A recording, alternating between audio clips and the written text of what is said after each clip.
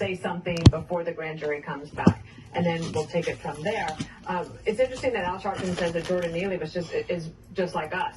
Like, actually, no, sir, because you weren't arrested 42 times, and you weren't homeless, and you didn't have all of these problems. So no, you weren't just like him. And they're trying so hard to make this a thing, and it's not working, partly because the people who are on the subway, who actually have to use it to get back and forth to work, they know that these things are just so random. The violence is random. Just over the weekend, you had somebody who was cut in the face on the chin with somebody deranged that came onto a subway car. That guy ended up going to the hospital. He's thankfully going to be fine. Then there's a woman who was slammed into the train.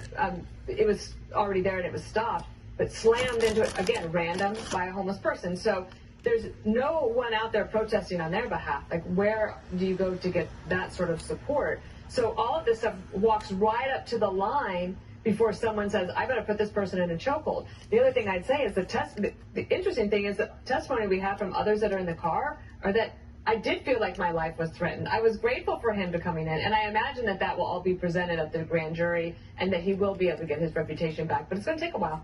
It will, but they can exploit it on the front end and on the back end, because if he's not indicted, or I mean, if he's found not guilty, then they can protest and go crazy and fundraise. Now, I was told that Al Sharpton had changed, that he had evolved, right? Because we all grew up. Oh, I've heard people here go like, oh, you know, he's a friend of so-and-so's. He does these shows.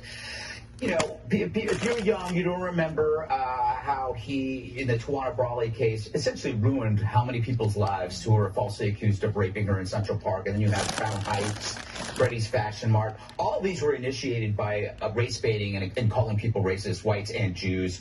Sharpton has never helped a person in trouble. He's only helped himself after the trouble has begun, right? He's never like, it's like you said, he wasn't there for Jordan Neely, but he's there for the family, just the way the family is. I think a great question to ask is, why did Daniel Penny have to bring this up to begin with? And we predicted this. We did say